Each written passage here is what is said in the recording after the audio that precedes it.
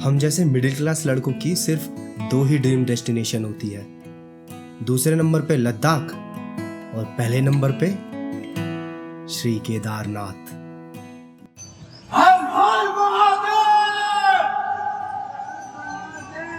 हर हर महादेव।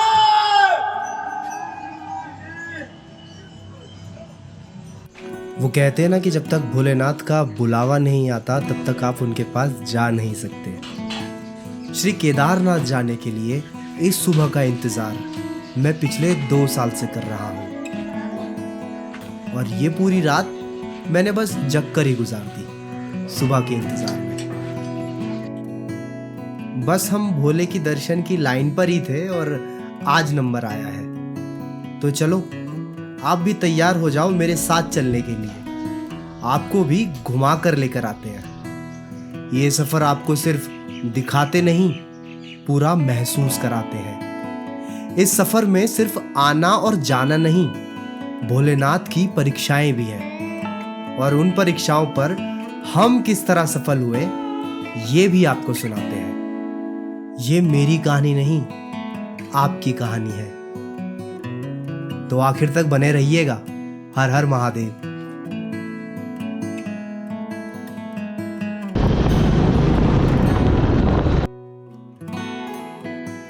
जय भोले की।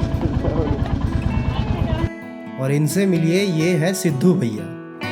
इस सफर में यही हमारा साथ दे रहे हैं। मम्मी पापा की इजाजत लेकर हम निकले रायवाला से ऋषिकेश की ओर।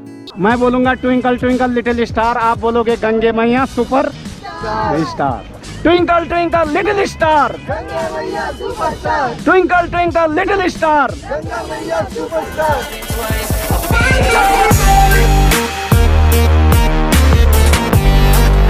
मम्मी जी ने हमें 2 झंडे बना कर दिए थे, एक केदारनाथ पर चढ़ाने के लिए और दूसरा बद्रीनाथ पर चढ़ाने के लिए। केदारनाथ के बाद हम लोग बद्रीनाथ जाने वाले थे। हमारा प्लान कुछ इस तरह है। 6 मई को केदारनाथ के कपाट खुलने वाले थे और 8 मई को बद्रीनाथ के। 4 मई को हमें ऋषिकेश से निकलकर सोनप्रयाग तक पहुंचना था। अगले दिन 5 तारीख को सुबह गौरीकुंड से डोली के साथ शामिल होते हुए हम पहुंचने वाले थे केदारनाथ। अब 6 तारीख को सुबह 6:25 पे केदार बाबा के दर्शन करने के बाद और आरती देखने के बाद फिर हम जाने वाले थे वासुकीताल ट्रैक के लिए और रात में वासुकीताल में ही टेंट लगाकर हम वहीं स्टे करने वाले थे। और अगले दिन 7 तारीख को वासुकीताल से नीचे उतरकर सोनप्रयाग से हम निकलने वाले थे बद्रीनाथ के लिए। 8 तारीख को सुबह हमको बद्रीनाथ की डोली में शामिल होकर बद्रीनाथ के दर्शन करने थे।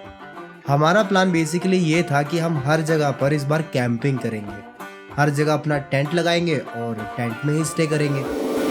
ऋषिकेश से बस 8 किलोमीटर आगे निकलते ही हमें सफर का सबसे पहला शौक लगा। हमारा गोप्रो माउंट कहीं पीछे रास्ते में ही गिर गया। ये माउंट मैंने अपनी हेडलाइट में चिपकाया हुआ था और ये वाले शॉट मैंने इसी से रिकॉर्ड किए थे। अब दुख तो हुआ कुछ खोने का, पर आगे बढ़ने का नाम ही है जिंदगी, तो बस हम आगे चल दिए।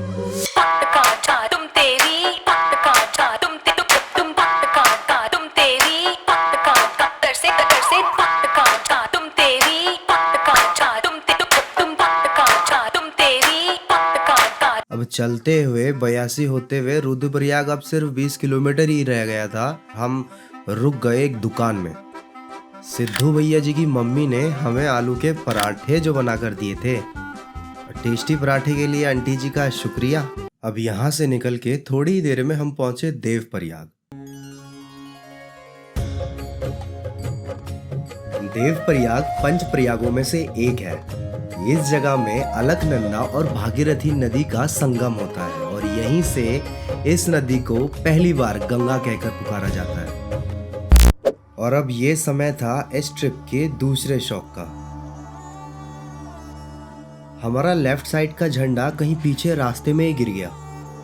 वो तो शुक्र हुआ हमारे सिद्धू भैया जी का, जो हमसे पीछे ही चल रहे थे और उन्होंने पीछे झंडा गिरा हुआ देख लिया और हमारा झंडा हमारे पास वापस लाकर सौंप दिया। और बस यही चीज़ हमारे साथ टोटल 4 बार हुई।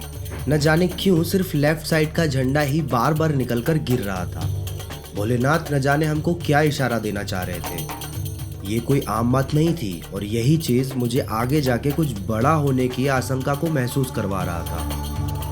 मैंने थोड़ा धागे से झंडे को मजबूती के साथ फिक्स कर दिया ताकि अब ये आगे और न निकले। तो अब आगे का रास्ता कुछ ऐसा था। अरे चलो बुलावा आया है, हमें भोले ने बुलाया है। बोलो हर हर महादेव शिव शंभू, जोड़ के दोनों हाथ। चलो केदारनाथ, चलो केदारनाथ, चलो केदारनाथ, चलो केदारनाथ। अब तिलवाड़ा में हम पहुंच गए हैं और अभी हम ढूंढ रहे हैं ATM, क्योंकि हमको निकलवाना है पैसा। अपन के पास एक भी रुपया नहीं है। अपन 10 रुपया पड़ा है पर्स के अंदर और ATM की खोज पे हम निकले हैं तिलवाड़ा की सड़कों पर। पूछते हैं किसी से, भैया ATM किधर है? भैया जी ATM किधर है यहाँ पे?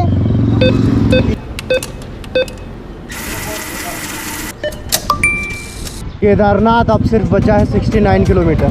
जो शिव शंकर को चाहते हैं वो सुख समृद्धि पाते हैं। भोले का वंदन करते जो तो बन जाती सारी बात। चलो केदारनाथ, चलो केदारनाथ, चलो केदारनाथ, चलो केदारनाथ।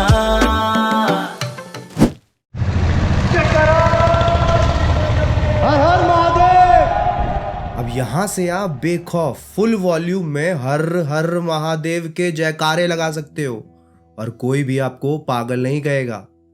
अभी मैंने यहीं से क्यों लगा सकते हो ऐसा क्यों कहा, आप अपने घर के आसपास रोड पर ही जयकारा लगाकर देखो तो सही, खुद जान जाओगे।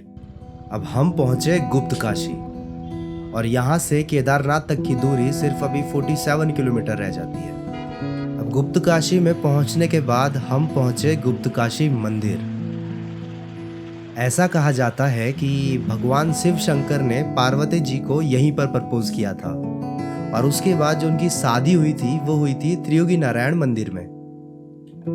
पूरा का पूरा मंदिर बहुत ज़्यादा सुंदर है। यहाँ पर एक कुंड भी मौजूद है जिसका नाम मणिकर्णिका है। इसमें 2 जलधाराएं गिरती है जिन्हें गंगा और यमुना के नाम से जाना जाता है।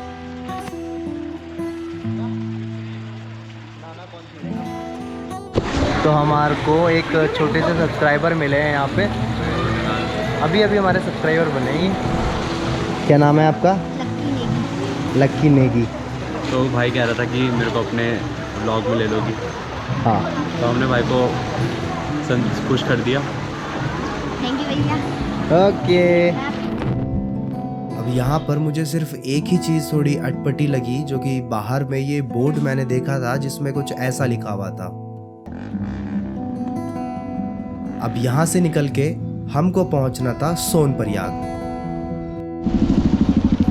और अंधेरा भी अब होने चला है, पर अभी हम सोनप्रयाग नहीं पहुँच पाए। तो फटाफट पहुँचते हैं सोनप्रयाग और वहाँ पर रहने का बंदोबस्त करते हैं। 3,3500 रुपये। जैसे अभी मतलब अभी आपको मिल जाएगा 2,500 के मिल जाएंगे। जैसे अच्छा, भीड़ अच्छा। रहती है ना, ऐसे इस हिसाब से भैया। तो भीड़ यहाँ 1 महीना रहती है बस। तो भाई फाइनली हमको वो चीज़ मिल गई है जो चीज़ हम करने के लिए यहाँ पर आए थे। हाँ, और अभी और आप वो थोड़ी अभी देर में हम- देखेगा कि वो क्या चीज़ थी। ये सारा का सारा टंडेरा जा रहा है छत पे। आप समझने वाले समझ गए होंगे। आज हम केदारनाथ की वादी को देखेंगे डायरेक्ट आसमान के नीचे। जिंदगी गणित नहीं है, कहाँ शुरू है कहाँ खत्म है, कहाँ ये ज्यादा कहाँ ये कम है। जिंदगी आज में है, इस पल में है और जितनी भी है बस इसको जी ले इस पल में।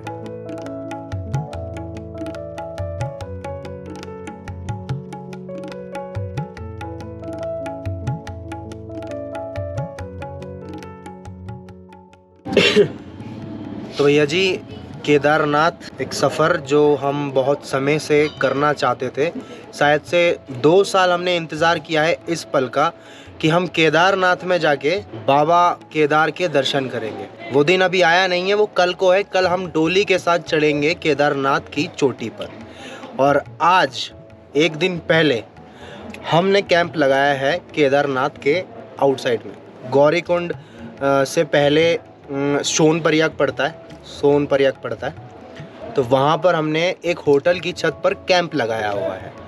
कैंप लगाने के लिए हमको कहीं पर भी जगह नहीं मिली, क्योंकि यहाँ पर वैसे तो बेसिकली अलाउ नहीं है कहीं पर भी ऐसा कैंप लगाना। तो अब कैंप तो हमको लगाना था, क्योंकि हम तो कैंपवासी हैं। तो फिर हमने एक होटल ढूंढा, होटल वाले से पता किया, उनसे पैसे की बात करी। 1000 रुपये कह के 300 रुपये में हमने कैंपिंग डन करवा दी, क्योंकि हमको तो सिर्फ छत चाहिए थी।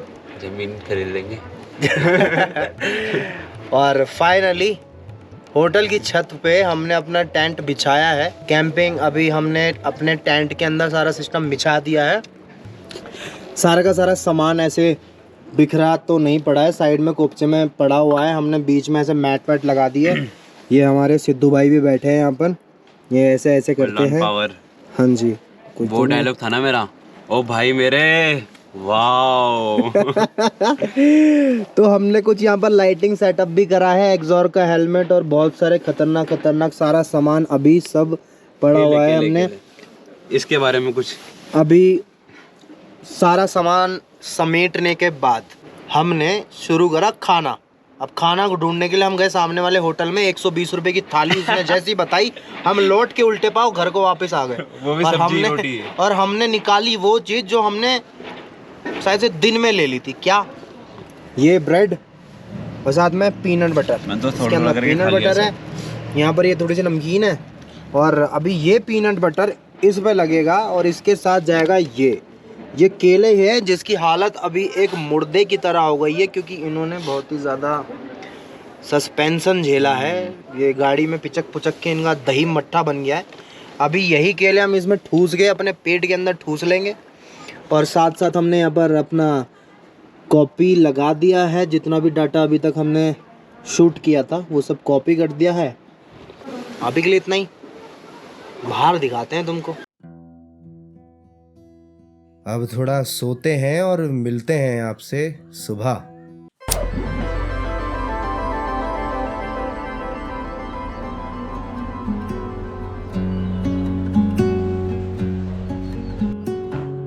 तो भैया जी गुड मॉर्निंग। एक और नई सुबह में आपका स्वागत। सिद्धू भैया हैं, वो अभी सो रहे हैं।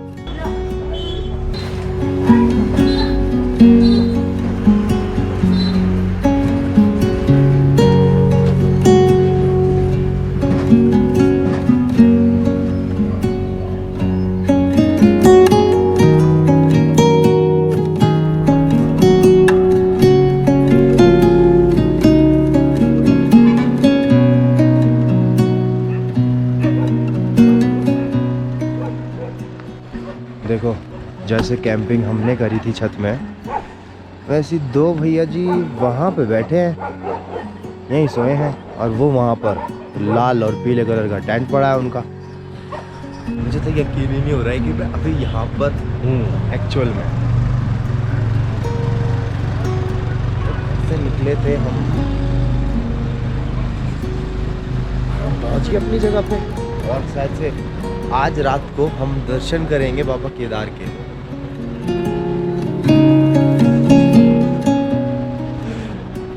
एकदम मतलब ऐसे खुशी सी हो रही है कि जो सोचा था इतने टाइम से वो आज हमको देखने के लिए मिलेगा।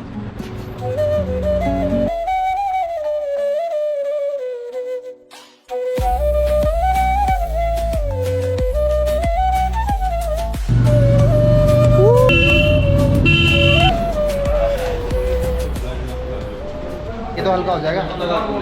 30 रुपये का प्राइस है यहाँ पर हेलमेट रखने का। पार्किंग के अंदर ही आप हेलमेट भी रख सकते हैं। 30 रुपये में आप 3-4 दिन में, मतलब जब वापस आओगे 1-2 दिन के बाद वापस से हेलमेट लेने के लिए, तो सिर्फ 30 रुपये देने, कोई आवर्स का हिसाब नहीं है।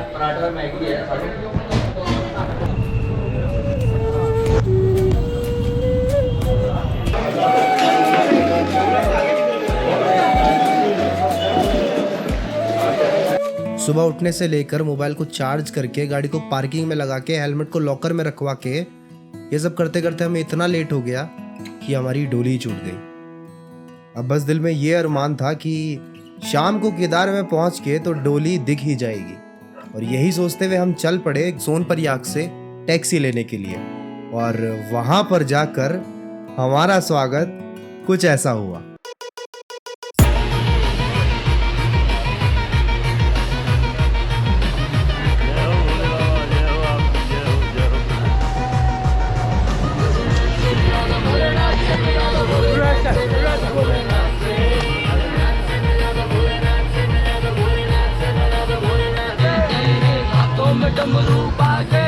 अरे नाचो नाचो नाचो नाचो, सब नाचो, बम बम बोले।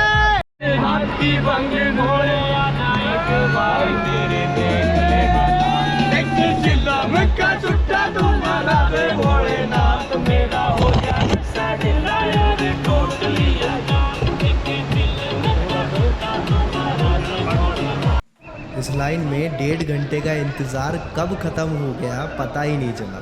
हम जैसे जैसे इस सफ़र में आगे बढ़ रहे थे, हम और नए नए लोगों से मिल रहे थे, नई नई बातें हो रही थी। बस यही सब चलते चलते हमारा इंतज़ार हुआ ख़त्म और हमको मिल गई टैक्सी।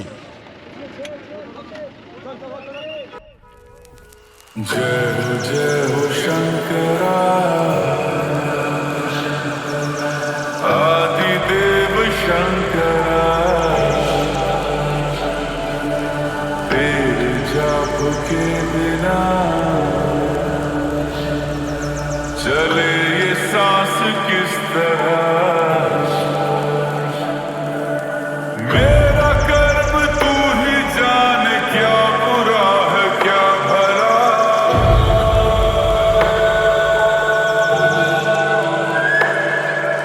तेरे रास्ते पे मैं तो आँख मूंद के चला। अब हम पहुँचे गौरीकुंड, और यहाँ पहुँच के सबसे पहला काम हमने किया ये।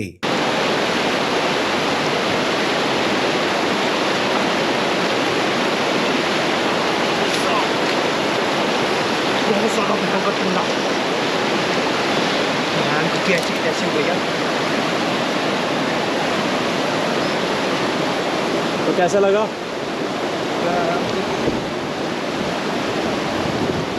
भाई पूरे के पूरे जम गए अंदर। ओह, जैसे फ्रीजर में फ्रीज वाली बर्फ होती है ना, उतना भयंकर यहाँ पर पूरी की पूरी बॉडी होगी भयंकर। एकदम से ऐसे लगा कि पूरा जन्ना आ गया बॉडी। मस्त एक्सपीरियंस, एकदम फ्रेशमेंट लग रहा होगा ना। खतरनाक। अगर आप भी केदार आ रहे हो तो मंदाकिनी नदी में ज़रूर नहाना और ठंडे ठंडे हो जाना। और अब कहीं दिन के 2 बजे जाके हमने फाइनली अपनी चढ़ाई स्टार्ट करी।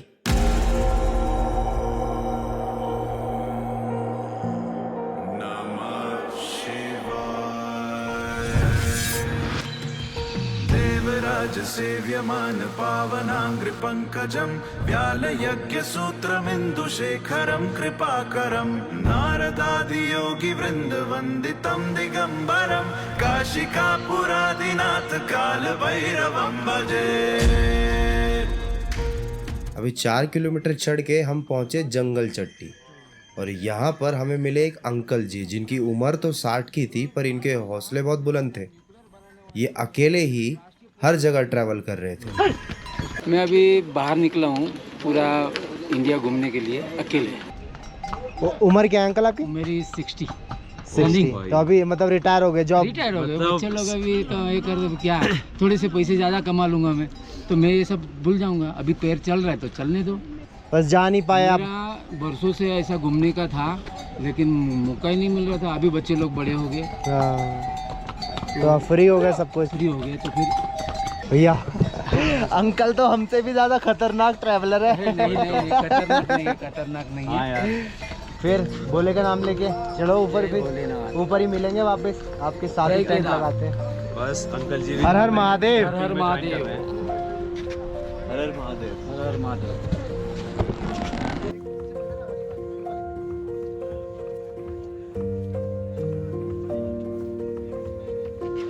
और ये समय था इस ट्रिप के तीसरे शौक का, और इस ट्रिप के सबसे बड़े शौक का।